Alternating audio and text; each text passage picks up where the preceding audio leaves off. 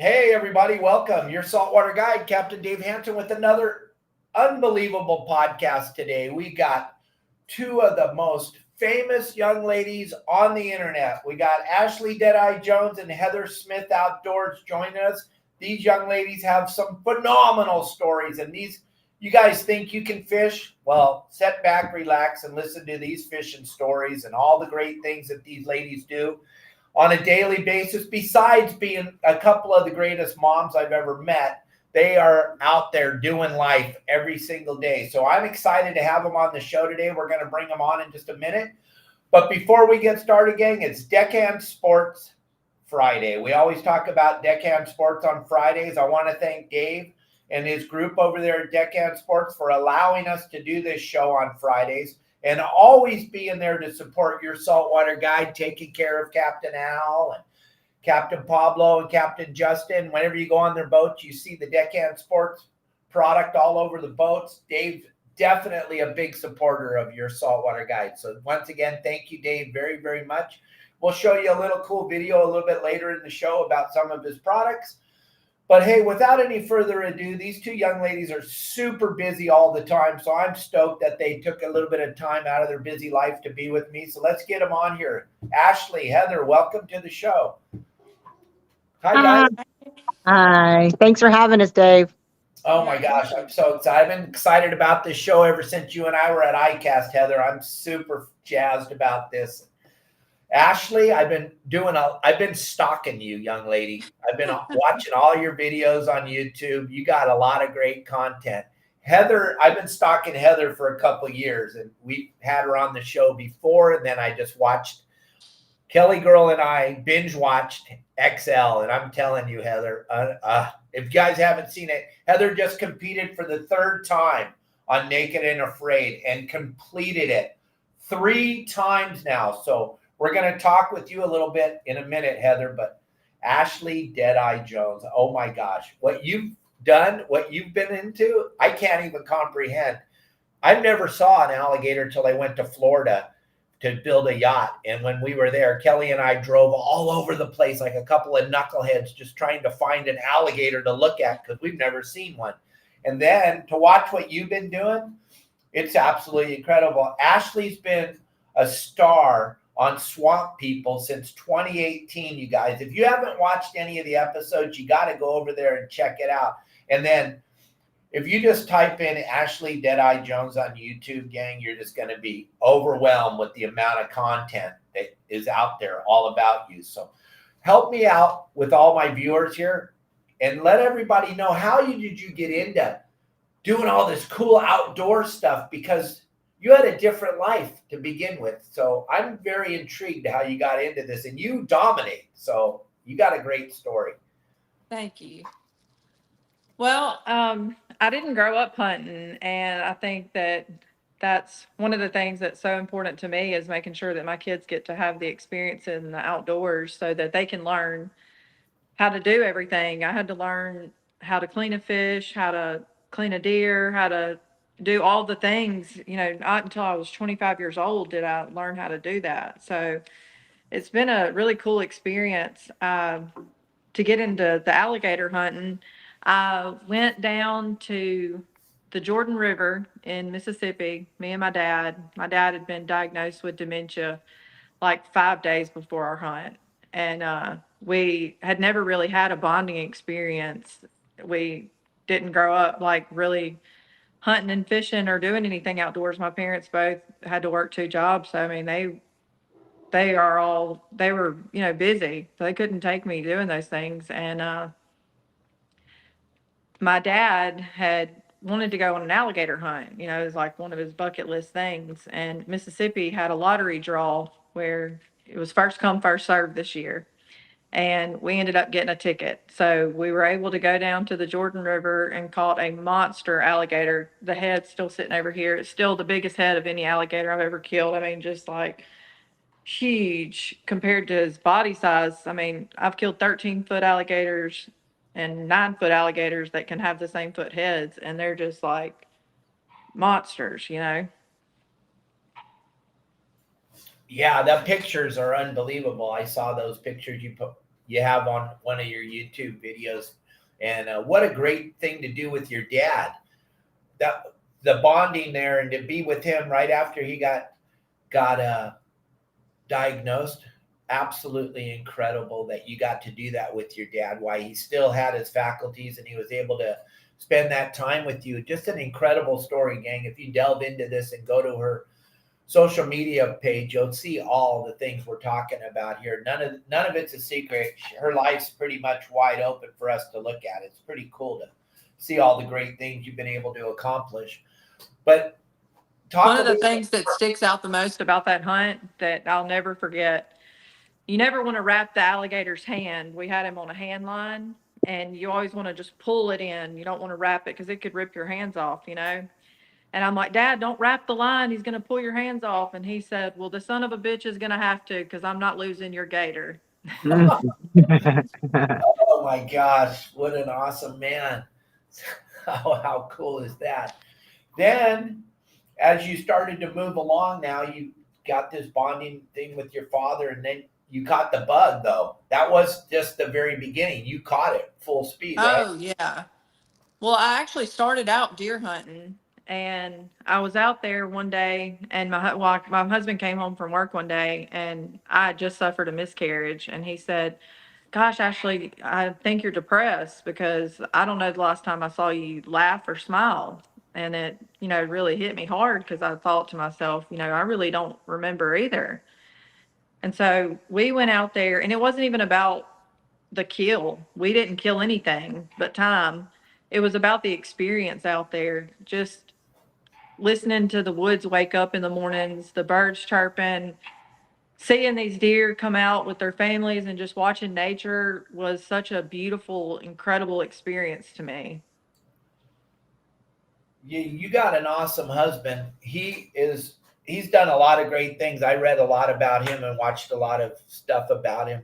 What an awesome human being he is, and what a great dad he is, and what a phenomenal man he is to take you out there and show you this and then get you hooked up. He seems, from what I read, I haven't met him, I haven't sat down with him, but man, he just seems like an awesome human being. And you guys have been together for a long time. He's definitely the love of your life.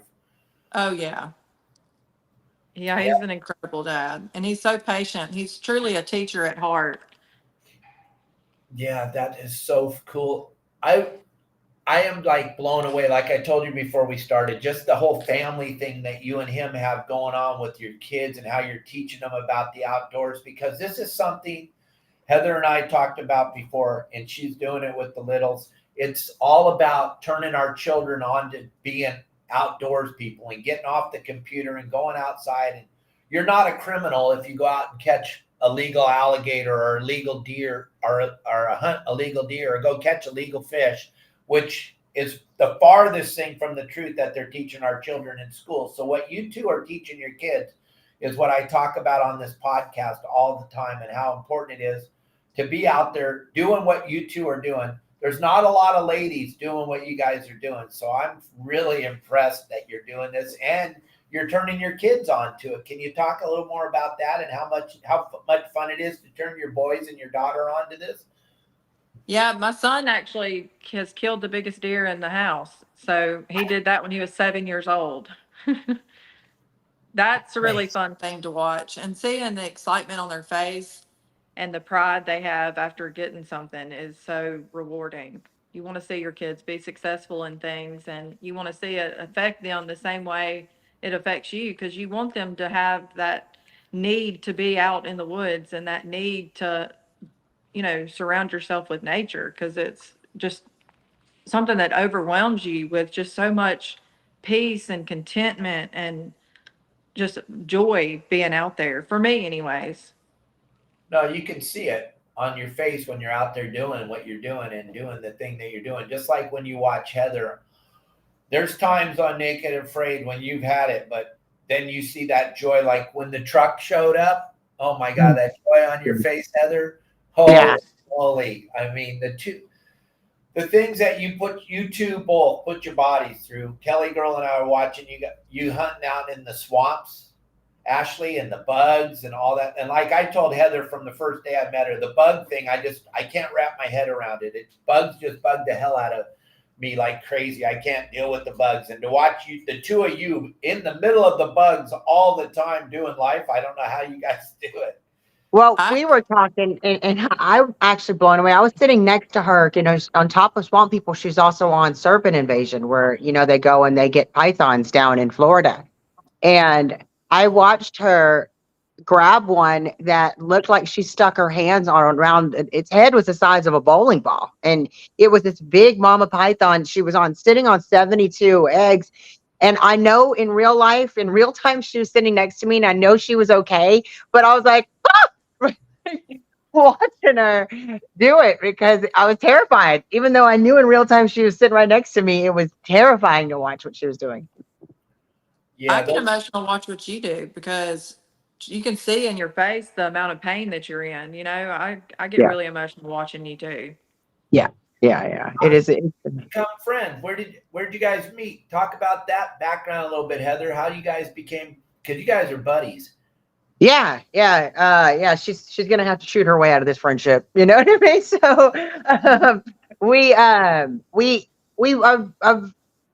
in the beginning, I think of social media, we hooked up, and then like every time there would be events where women of the outdoors, her name was thrown up, my name was thrown up. So it was always events that she and I were supposed to do, and we just started communicating online, and started kind of encouraging each other, and being really positive about it. And I think we all kind of watch what other people do too, because as a mother, you also want to make sure someone's morals and characteristics align with your same principles and stuff, and they did, and we were supposed to meet up for like 2 years, and both of our schedules were so crazy with filming and everything. I did like 2 challenges back to back, and I had tournaments, and she had Swamp Mysteries, Serpent Invasion, Swamp People, and she's a mom and she's doing her own hunting. So finally we were able to get together,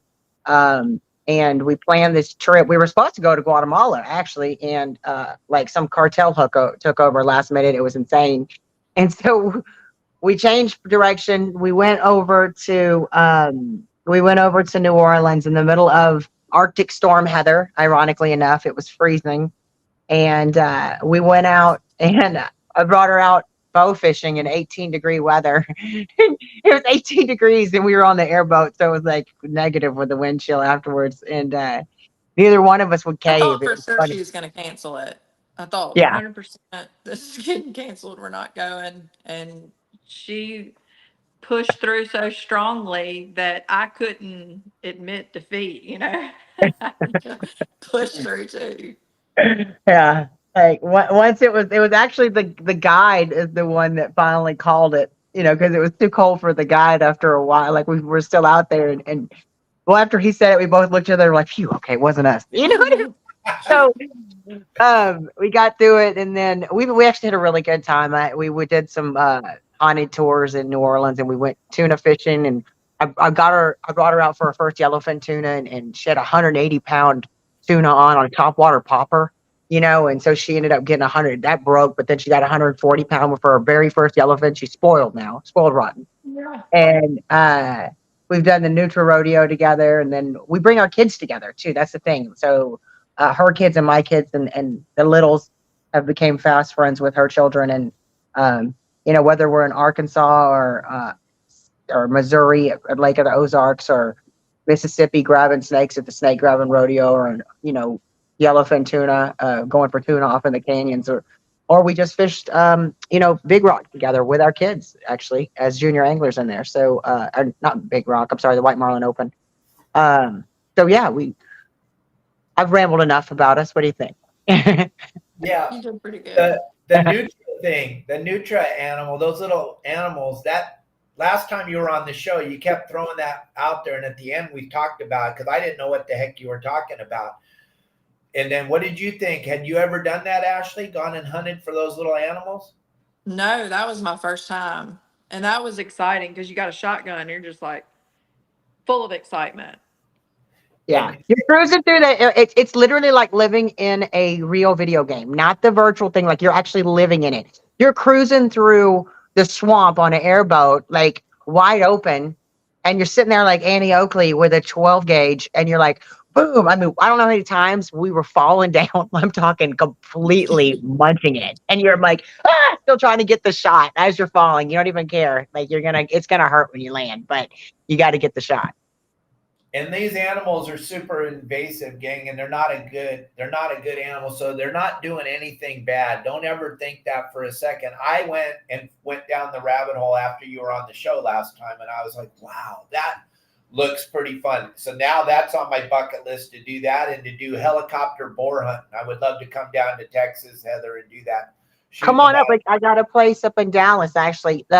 No, Nutria is an invasive species. It tears up about 11,000 acres a year in the state of Louisiana. So they do the Nutria rodeo. Robbie Carter, who actually does the Louisiana Billfish Classic, is now taking over this Nutria rodeo. I introduced him to it, and he's like, now you wrote me in it. Now he has this thing. So, and anyway, they do a big thing. What's his name? Stale Cracker was there, and you go out and you have like a small window of time, and you get as many as you can. And then they have like a Nutria cook off, like all the different ways to cook Nutria.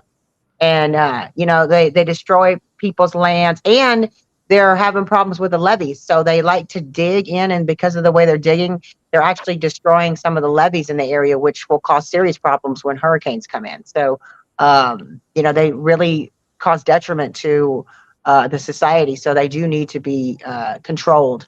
And that's what the, land management is about when we go in and take care of the species. So I know Tanya and I, one time, Miss Louisiana and I were out, and we shot the mom. And then I think that's what we talked about last time. And then we harvested her, put her on deck, and her stomach was moving. So we cut it open, gave her emergency C-section, and then gave CPR to the babies. Two of the babies lived, and we rehomed them, and then we cooked the mom and ate her. Yeah, it's a phenomenal story. There's a lot of people that get worried about, oh, you guys are taking animals. That's food, gang. You don't understand. A lot of you don't understand where your food comes from. You go to the grocery store and you buy your food. You're like, okay, well, these girls are out, and what we do on a daily basis, we're out there harvesting food. That's what they're put on the planet for. It's food, gang. So just take a deep breath before you make some lame comment, and just relax and let us all talk here, because we're not doing anything detrimental to the planet. We're actually helping the planet. Something that I thought was so cool that you explain there's a video on YouTube, Ashley, where you explain about the alligators and how overpopulated they are. And the first thing I thought of was sea lions out here on the West Coast, because they destroy so much property. But the alligator thing, a lot of people watch Swamp People and they're like, oh, that's cruel. But you explained it so eloquently, how there is such a problem with the overpopulation. Ashley, can you go into that just for a few minutes about that, and so that people understand you're doing a good thing? Yeah, when you go out there and actually see the amount of gators, when I first found out that, I'd be going down there for an entire season, it's a lot harder to hunt Mississippi gators. So I was expecting it to be a lot like that. And when I got down to Louisiana, the difference was incredible. There are gators everywhere. I mean, everywhere. You can go out at night and hold a flashlight up and just spotlight and look, and there's red eyes for as far as you can see. That's what I saw in that video. You hit them with the spotlight, and it was like, my goodness, there are so many. It's an incredible thing. And now, as far as going out there to hunt for them, it's all tags. I noticed that you guys are putting tags on their foot, or I think I saw them going on their foot. When you take these alligators, you get so many tags. You have like a big ring of tags, if I'm remembering it correctly. I watched so much of your content to cram for this show, so I would have some. Is that how it works? You get X amount of tags? Yeah, so the landowners down there get a certain amount of tags for however much land they have. So that's how they control it for each area.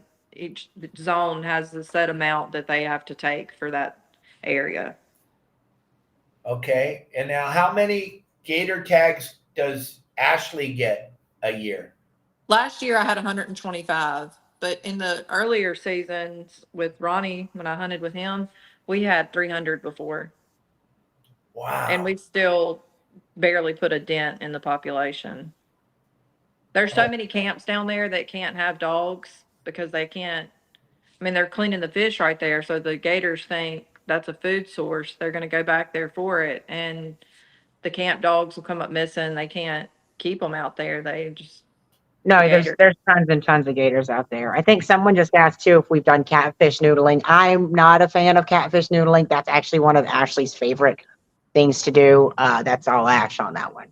yeah, we'll talk about that in just a minute. We're going to throw up this video real quick from Deckhand Sports. Show everybody this phenomenal kill bag that Dave and the boys designed over there, and we'll get right back and we'll go to the noodling thing because I was going to go there, but people asked that question. Check this video out real quick.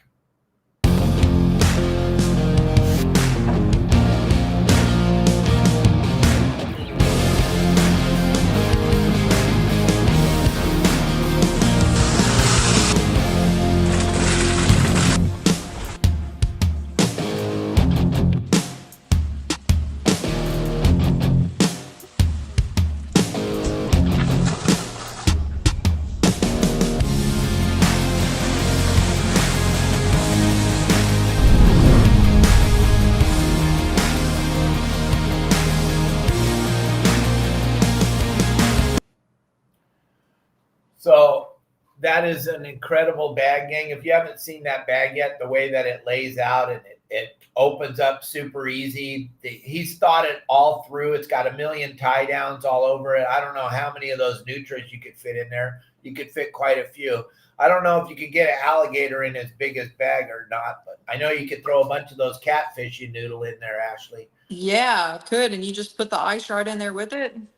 Yeah, and see how it's got the slats on the bottom so it holds the fish or the nutria or whatever it is out of the slimy water. It's just the most incredible design bag that That's I've cool. ever seen. And everybody we turn this thing on to just absolutely love it. And those slats come out. There's Velcroed in there. You can pull them out. You can put them in.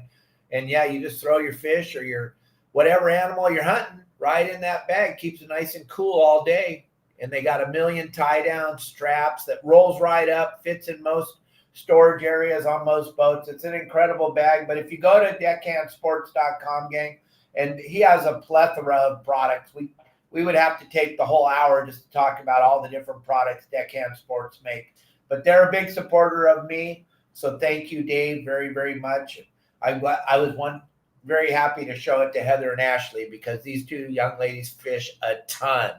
Besides all the other cool stuff, if they can stop for a minute and fish, like Heather just said, they were just in the tournament, the White Marlin tournament. We were watching you every morning, getting ready to leave, and all this cool videos you were posting. So, Yeah, thanks for bringing us along on that tournament. That was fun. I felt I was there. Yeah, I wish you would have been there. It was awesome. So, I think everybody expects something, but tournament fishing is a beast of its own. It's literally some people that can fun fish, they can't tournament fish. I mean, it just takes a different beast to tournament fish. You got to bring happy stuff is going to happen. You know what I mean? Like every day. And, but you get to fish. So, and it's fun. Absolutely. Now, right before we went to the commercial break, we showed a picture of a giant snake skin. My good buddy, one of my best friends in the whole world, he's a guide, works with me and has a charter boat over here. He had a TV show for a while on Discovery called Venom Hunters. And he told me all about how invasive these pythons are down in Florida and how they're just taking over. And I watched I've been stalking you, Ashley. I watched another video you and Heather were talking about how there's no animals down there in the Everglades anymore. These snakes have eaten everything. Yes. You would think that the Everglades would be full of all kind of different wildlife, but we walked those islands and there was nothing but snakes. And we did find one raccoon on the island that we found this snake. And it was the coolest experience because it was like that raccoon was telling us thank you. Like he came straight up to us. There was also a bear that we could hear growling. He knew that the nest was there, so we were taking his nest. So he was mad. But that one little raccoon was the only one that we saw, and it's really sad to see what those pythons have done to the Everglades. Yeah, it's just sad. And people like you guys going down there and hunting for them. What an incredible, how gnarly is that, walking around knowing that there's possibility of a 15-foot snake could eat you?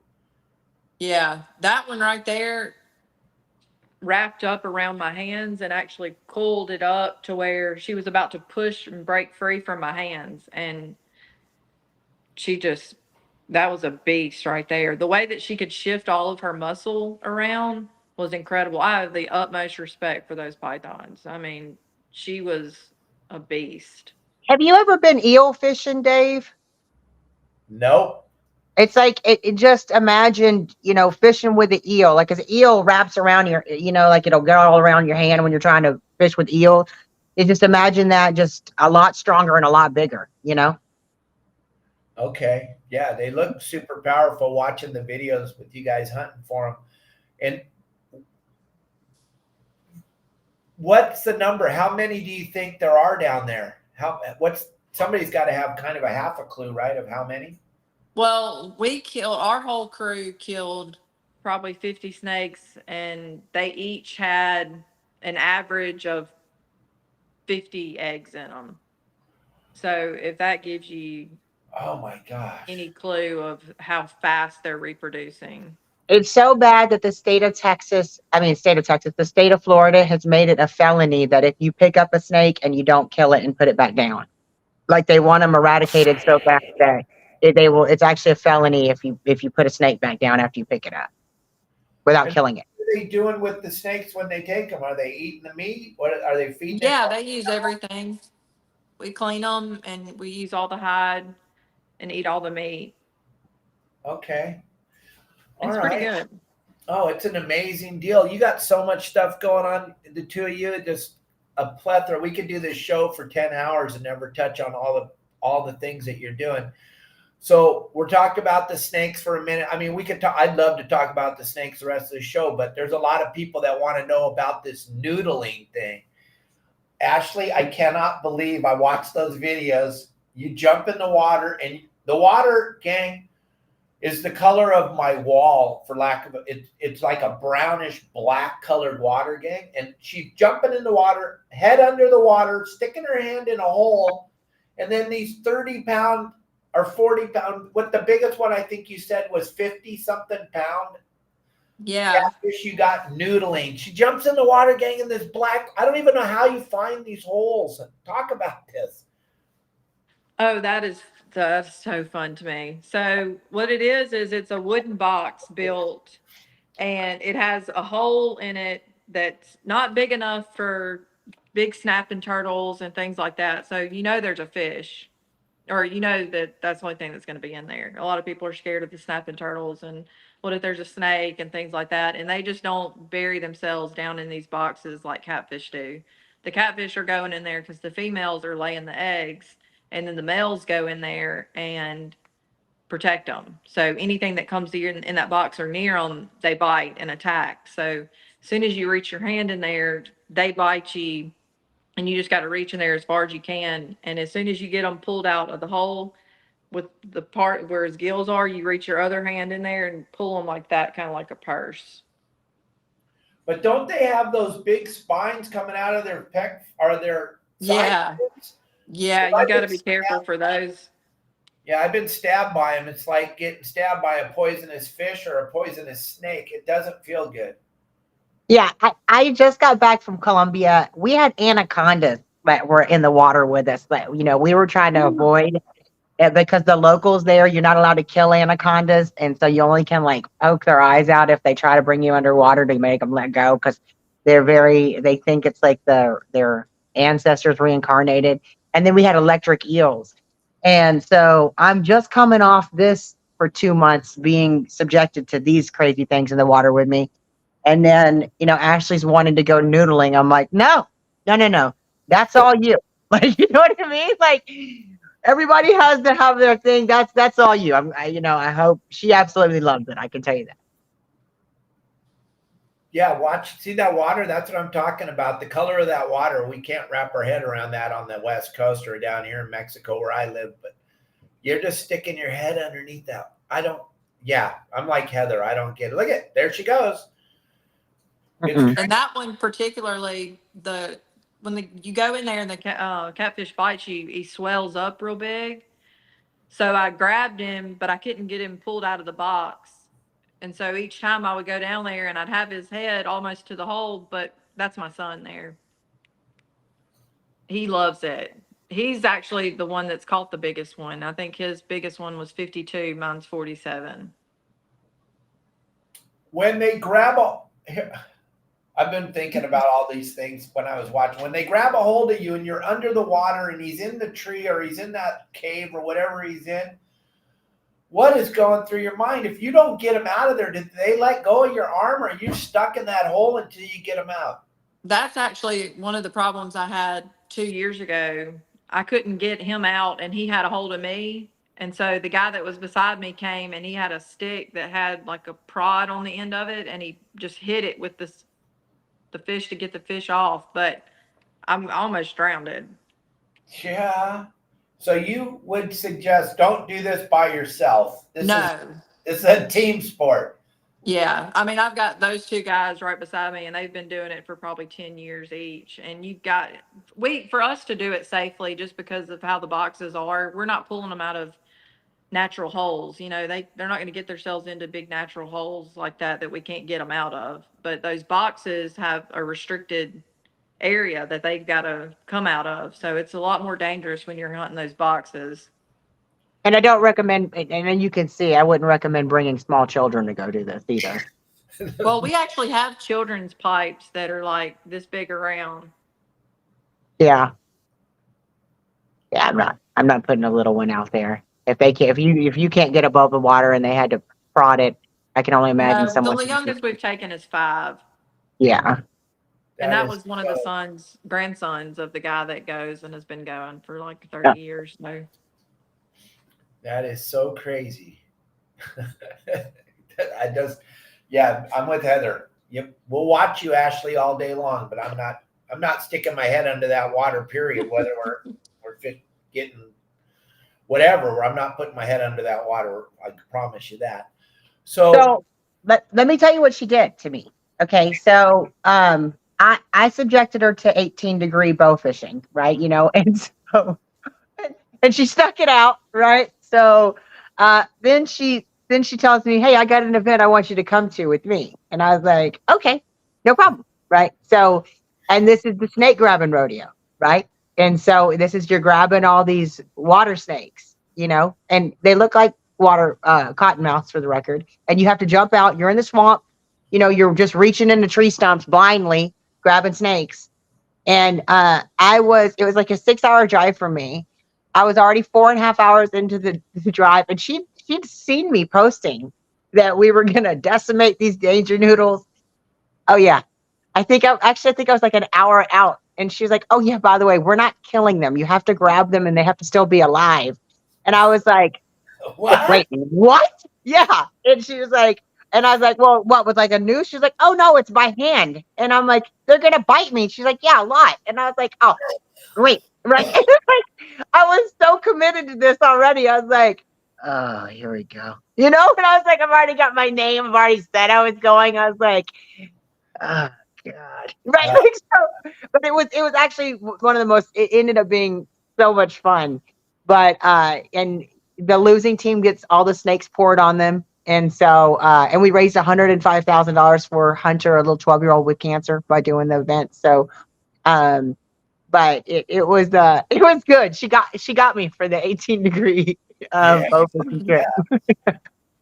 So, gang, if you haven't met Heather is a phenomenal lady. I am so happy to call her my friend. And when we were at ICAST, we had so much fun together. But what you've done in just the Just Naked and Afraid, not all the other cool stuff, but Just Naked and Afraid, gang. If you haven't watched her, she's completed it 3 times. And this last time, XL, Ashley, you'll back me up on this thing. What all those people put themselves through was incredible. But what you put yourself through, and then having that booger eater partner of yours, that guy, I'm sorry. I only throw it out. I only tell truth. So if he's watching, you're a booger eater. You're a snot gobbling booger eater. I'm sorry, but Gobbling booger eater. That's a good one. I'm going to use that with the kids. Thank you. But Yeah. you got to go check out Heather Smith Outdoors, gang. What you put yourself through on this XL experience, 40 days, 40-mile. Talk about this for a little bit, because I just binge watched the whole thing. So I'm right there with you all the way to the end. And when that truck showed up, I was like you. Thank God Heather's going to get some water and some food, for God's sake. Oh, yeah, I know. And I wanted to see the little so bad. Like when after that truck showed up, I can tell you this, like on the way home, like the main street that it goes into my town, when I turned onto that street, like, you know, that lump that's in your throat when you're like wanting to cry, it was so severe and piercing. It felt like someone just had like a knife in my windpipe, you know, because I was just anxious to see my children so bad. I had, you know, a 20-mile hike. I ended up having severe heat exhaustion. And, you know, I lost consciousness at one point out there and just kept hiking. I was puking over my, literally just puking and still hiking. I didn't stop. So, and I doubt the only thing that was going through my mind is, if I give up, I'm just going to teach my children it's okay to give up. And so I kept pushing through. Day 5, you know, we saw the caiman. You know, we actually went to go fishing in another location, and Adam is the one that first spotted it. And then he and I both jumped on the back of it like it was a Bronco. And then Adam slammed the dagger in its head. And then that's what we ate for like the next 5 days. So I said, we had to encounter, very first night that we were there, we had a 180-pound cougar come in our camp that night. You know, a lot of people make comments about it being fake and all this other stuff. That show's real. I wish it was fake, honestly, but it's not. It's real. I've got 82 days in the wild. Just got nominated for an Emmy, actually, and so I'm really proud of to be part of that Naked and Afraid franchise. The production is amazing. I can't say anything bad about them, but in the end, you know, Adam, my partner, he owned his wrong. He apologized, and you know, we did make it to the end, and every single person that made it to the end is a badass, no matter what anybody thinks about them. That's truly the most difficult challenge in the world, and to do it for 40 days and the birthing place of the legends, which is the Badlands. That's where we were. It was amazing. That one young lady, I had her name written down. Now I don't even know where I put it, but Kayla.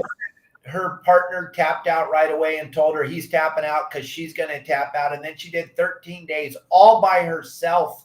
It was, I'll tell you what, gang, the emotional roller coaster I was on watching this show is incredible. You become part of this if you buy into it, because Heather told me it's all real. So I'm in 100%, and I'm watching what's going on. And what was her name? The one? Kayla Hobart. Yeah. Holy moly. There you go. I mean, what she did, and it was just, the whole thing's insane. But that poor young lady was by herself for 13 days because her partner tapped out right away. And then he's trying to convince her, because he's a wussy boy. He's trying to convince her to tap out. I'm going to tap out because I know you're going to tap out. I'm like, dude, what are you talking about? She's not even close to being ready to tap. And she did. Yeah. By herself, and it was cool to watch you guys all come together as a group at the it's amazing. Kayla's a beast, I'll be honest. Like, so we don't know, you know, we all met up obviously later on in the challenge, but we didn't get to see what everybody endured before. And when we do meet up, we kind of swap stories, but we don't have any visual aspect of it. Plus we're already like into trauma right there and survival mode, you know. So when I watched what she really endured, like, my heart was breaking for her. And when she killed her first caiman by herself, I was screaming at the TV. Like, I was jumping up and down and yelling for her. So I can tell you, even Ashley and I were in Missouri with our family, and like, we walked up and a waitress knew immediately who I was. They immediately said, this has happened in multiple states. They said that they wanted to punch my partner in his face. And I was like, please keep watching the show, you know, before you make any violent crimes or commit any violent crimes. And then And then it's really been great to actually be a part of this, having my friendship with Ashley, how we are, because I remember one waitress at another restaurant was just shaking violently. Like she was shaking almost. I thought she was having a seizure just she wanted a picture with us. And she was just so overwhelmed with happiness. And she said that we both showed her what it was like and inspired her to be a strong mom, and that was touching. I think I got tears in my eyes that day. Oh, I got tears in my eyes so much just watching both of you binge watching the last week to make sure that I had relevant content to talk about. Both of you brought tears to my eyes many, many times with your reactions with your children and coming out of the swamp and coming out of Naked and Afraid. And what people need to understand, because you and I talked about it on our last show together, Heather, is this is about as real as it gets, gang. They dump her out there in the middle of this. You don't even know really where they're going to get your dump, and they're naked. They got nothing on. Yeah. Kelly girl's like, how do you get around? How do you get around it and dropped out in the middle of nowhere and then meeting someone you never met before with no clothes on? Boy, you gotta. Well, my very first one was in Africa, and I think we talked about it. It was the ground was 138 degrees. I burned one of my right foot at the bottom off. Like I literally cauterized my own foot, the wound, and it was just cooked. I cooked. And then the second one, I was over in your kind of neck of the woods, a little bit lower, but I was out on a private deserted island out in the Pacific Ocean, and I had to jump off a boat naked with that bag around my body and swim to the island. And I screwed up on that one. And there were saltwater crocs in the water. And I jumped off the boat and the bag opened up like a drift sock, And so he's like what you call a super fan of the show. He started screaming and crying when he realized that me and Adam were his partners. And he was just really so excited. Like he was living inside of his dream that he'd always watched, because that was his show. And so as we did our hiking, like he was right behind me and he screamed. I froze because I thought I was about to step on a snake because it was a blood curdling scream.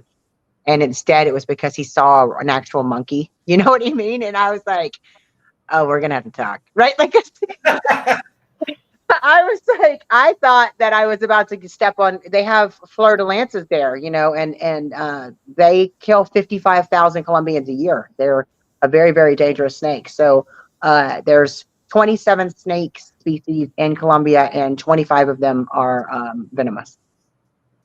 And then you're in the middle of that with nothing, no clothes on, no shoes. Nothing. Just crazy. And they have caterpillars there. That's what I call them, caterpillars. It's a caterpillar that if it stings you, it will kill you. So I call it a caterpillar.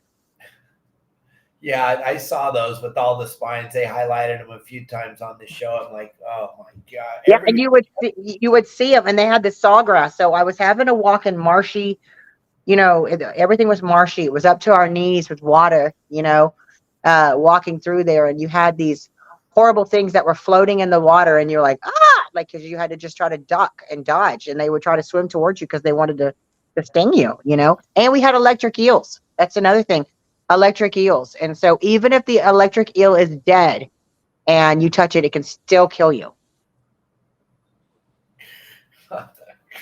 And you're walking around with no shoes on in this swampy water, and everything's got spines, and then you got all those flipping ants, just so many different kinds of ants. And like Miranda, when she was on the show last week, was saying, and these ants have these giant pincers in the front of their faces, and it's just everything wants to bite you. Yeah, bullet ants. So they have bullet ants, and a bullet ant, I got stung by a bullet ants multiple times actually during Excel. That was no fun. That was my first time to actually be stung by a bullet ant. And it goes on for 8 hours. I felt continuously like I was holding a burning coal on that spot of where it had stung me. Yeah, I don't know how you did it. I like I told you when you were leaving for Excel, I'm like, oh my God, you're crazy. And you're like me. We get so many negative people talking garbage, and we're right away. what do you mean? And I was like, no, the bugs. We talked about this, the bugs. I don't know why you're doing this again. Yeah. The craziest thing. And gang, just so you understand, and Heather and I talked about this at ICAST, the three of us, we get so many comments. So just understand, when we comment back at you, sometimes we're like so deep into these comments, and there's so much gnarly negative. Sometimes we snap at you. We don't really mean to. We're reacting because we get so much garbage all the time. There's so much negative being thrown at us. So just understand, we love you all, and thank you for following us along. Ashley, I have a big question. I don't quite understand. When you guys are taking all these alligators out of the swamp, and 135 seems like a giant number to somebody like me who doesn't have a clue. When 135 sea lions wouldn't even scratch the surface of one harbor. And when you're taking all these alligators, are you getting a lot of pushback from people? No, not at all, actually. Thank God. They just realize if you do any little bit of research, you'll see just how much they're doing, and it just makes it easier to do our job, thankfully. But that's kind of weird, because Heather will tell you, and I'll tell you, most people don't do any research when they're ready to jump on us. They just jump in, man. They just bam. Let me give you some. Whoa, wait a minute. Like the lobster. No, they usually make personal attacks for those. Yeah, you can't even believe this lobster video that we have going bananas. Me and Mike Lewis made, and it's just going bananas right now. And I'm the worst human being on the planet right now because I ate a lobster. It's the craziest thing you've ever seen. Well, let me tell you. So, I mean, and I get mad because she is my friend, but I'm also the type that, you know what I mean? I wear my heart on my sleeve, but I'm also really, and you guys, you have a ton of views on that video. That's insane. But like, no, they attack me. They attack Ashley too. Like Ashley's lost, she's gotten really healthy, and she's taking really, really good care of herself. And every time I see her, I mean, she honestly looks better than she looked the time before. And she looks phenomenal. In my opinion, she looks the best I've ever seen her, ever, ever, ever. And she's just looking prettier every single time I see her. And she's making conscious decisions to take care of herself and her health. And people beat up on you for that, right? Yeah, a little bit. It's so crazy, right? This social media thing is so crazy. The way people talk that we've never met before. They just have a great opinion of us. It's worth it to read some of the bad ones when you get that really good one that, you know, like somebody you've changed their life. Man, that's a great feeling. Absolutely. No, it's wonderful. The positive definitely outweighs all the negative, and we do appreciate it when you do make, even if you're thinking about something positive, gang, when you make that comment on one of our social media platforms, it helps us too to get through the day. Because if you read the comments that we get, if you guys went down the rabbit hole and just started to read, you would be blown away that we're even able to walk around on the planet Earth because of the vile hatred that people want to post about us. And it's crazy, but it's good to see the kindness and the fun. But I was wondering about your alligator thing, because the whole swamp people thing, Ashley, I was like watching it and I was like, there's got to be some gnarly pushback from these people that we're both talking about right now. But I'm glad that there isn't, because that alligator, I got to eat it when I went to New Orleans. What a phenomenal meat. Oh, that alligator is such a great meat, and the bags and the clothes and the boots and everything they make out of them is just crazy, right? Yeah, I love it. And there's nothing being waste. Something we need to let everybody, there's no waste, right? When you guys take No. there's no waste. No, not even on the little gators. They cut it off and make little keychains, and those kids will come down there and get them a keychain, and they're just as happy as they can be. And so I read, or I watched something about, so now you're gonna be focusing more on the kids now that they're growing up and getting into sports and everything. And so you're gonna step away from swamp people for a while, right? Yeah, I'm gonna stay home this season. Who knows what happens next year or even the year after that. But for now, the kids are just in so many sports, and it really disrupts their whole year for me to be gone that first month.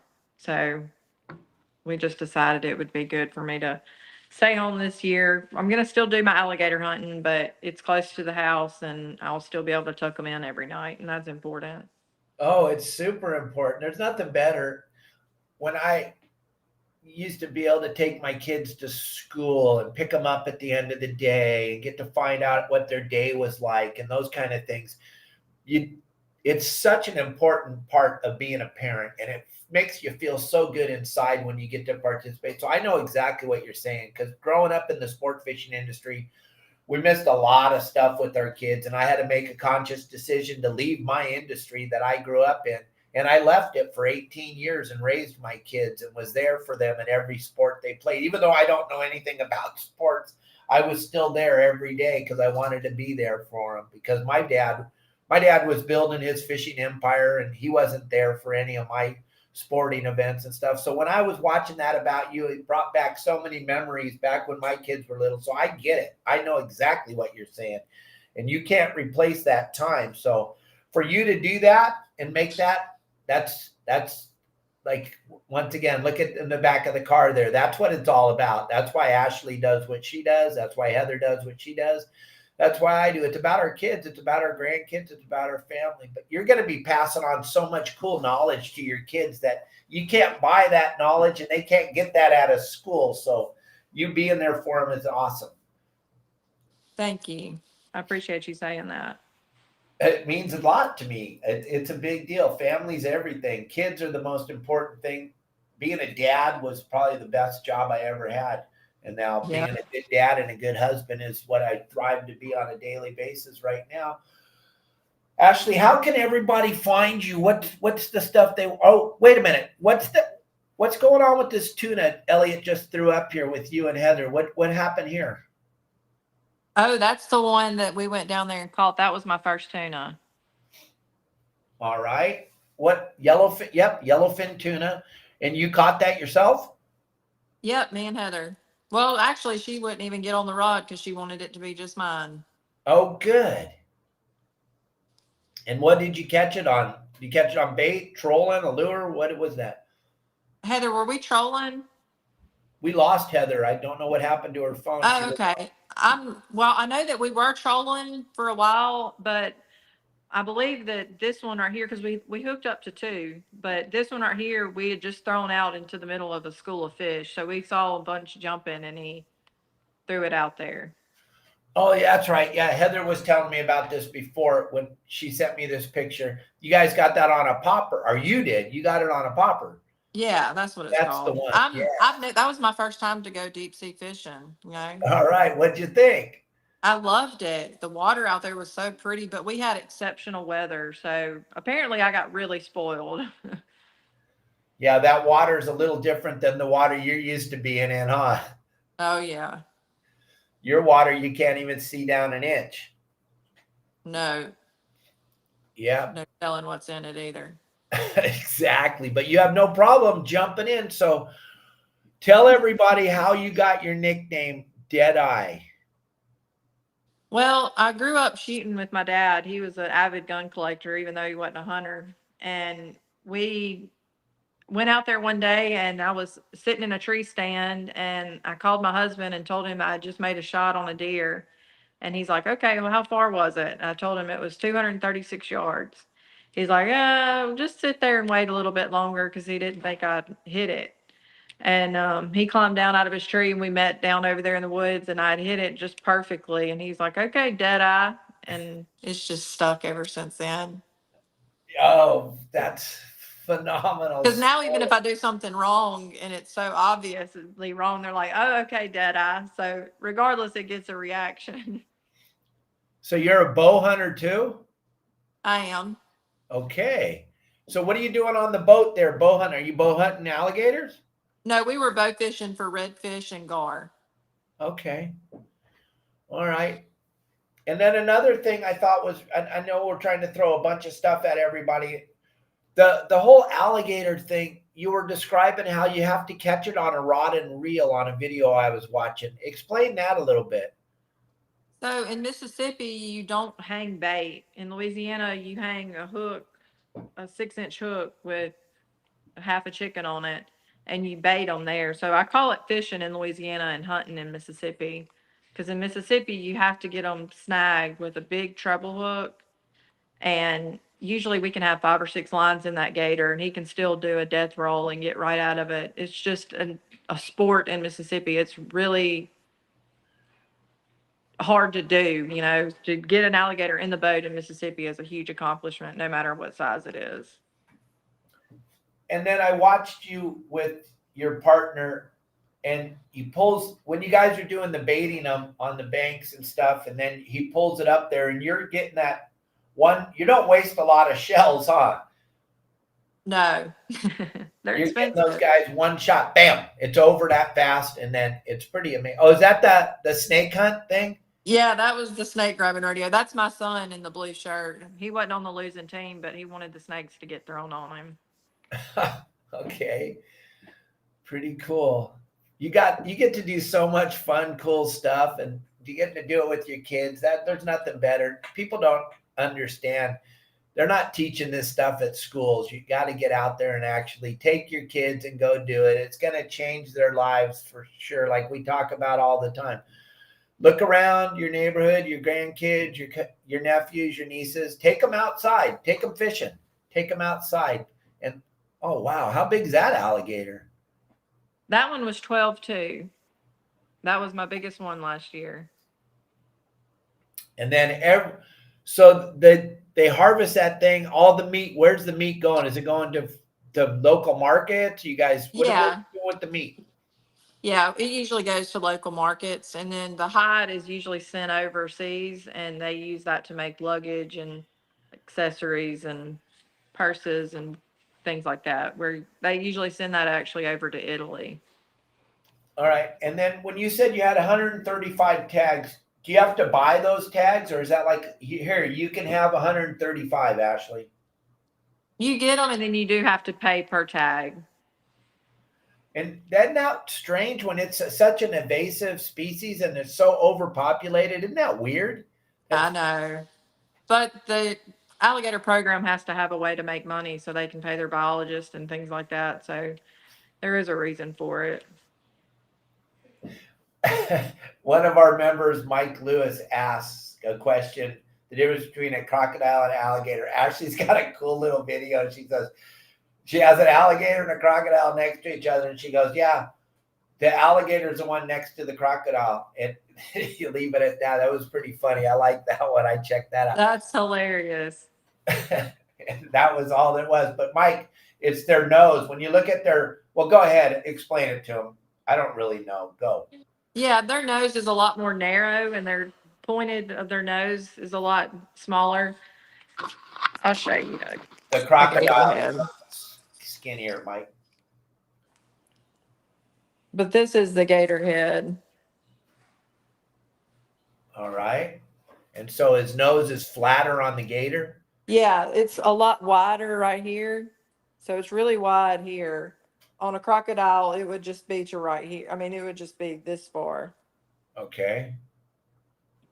And then the tip of their nose just comes up like that. So it's a lot different than a gator. Now, do you have crocs in the area you're hunting gators? We don't. Oh, okay. Is that more saltwater? Crocodiles are more in the salt?